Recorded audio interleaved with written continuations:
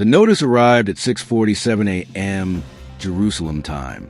A single-page statement signed by the president of Burkina Faso, Ibrahim Traoré, stamped with the seal of his transitional government.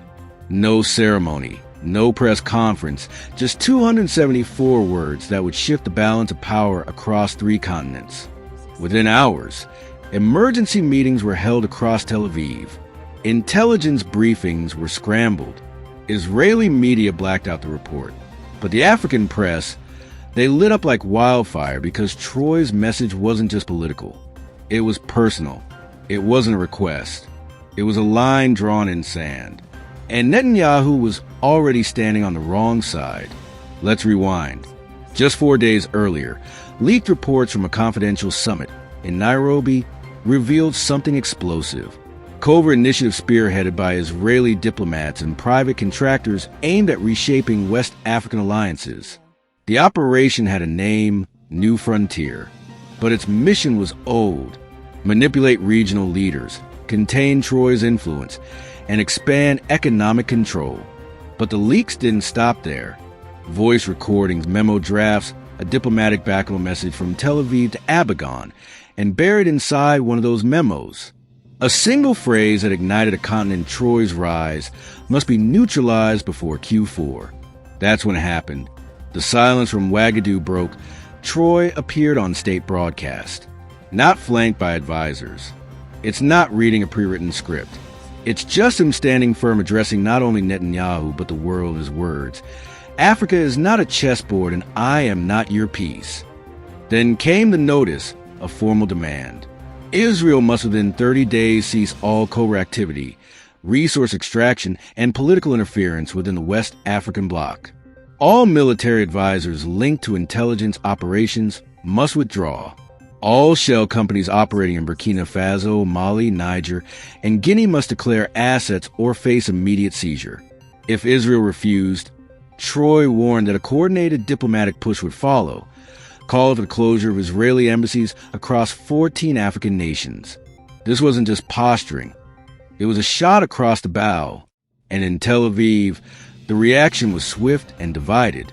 Inside Netanyahu's war cabinet, panic met arrogance. Some believed Traoré could be dismissed, that his words would fizzle in the news cycle. Oh, but others saw the danger, especially after South Africa, Senegal, and even Nigeria expressed solidarity with Traoré's right to confront foreign influence. Then came the protests from Accra to Addis Ababa. Young people marched through the streets holding signs that read, "Africa will not be moved." Traoré speaks. We listen. Netanyahu, take your hands off our soil. Meanwhile, in Europe, shock turned to calculation. France issued a vague statement urging dialogue and restraint. The EU called for a balanced approach, but the fear was obvious. Traoré succeeded in isolating Israel's grip on African affairs. What other leaders might follow his lead? Inside the African Union, a special session was called. Traoré's representatives submitted a 12-page report outlining years of financial manipulation by foreign contractors linked to Israeli firms. The report was titled Shadow Investments. How sovereignty was sold. It was detailed, precise, and it shook the room.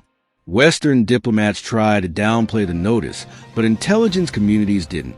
A leaked Mossad analysis described Traoré as the most dangerous non-aligned leader of the decade. Why not? Because of his military, not because of any weapon, but because of his ability to galvanize a continent without begging for permission. Because that's what this is about, power. For decades, African leaders were expected to conform, shake hands, to smile at summits, to take the deals offered and never question the terms. Traoré flipped the script. He didn't just question the terms, he rewrote them. And now Netanyahu is in unfamiliar territory. He's used to pressure, but not from the global south, not from a 35-year-old revolutionary. In fatigues, not from a movement that isn't looking for approval, but justice. What happens next? No one can say, but already embassies are reviewing contracts. African nations are cross-examining deals inked behind closed doors, and youth movements are demanding accountability from leaders who've kept silent for too long. Back in Israel, Netanyahu's spokesperson gave a brief statement. The prime minister is reviewing the notice carefully, but analysts say this isn't a review. It's a reckoning, one that could redefine how Africa speaks and how the world listens.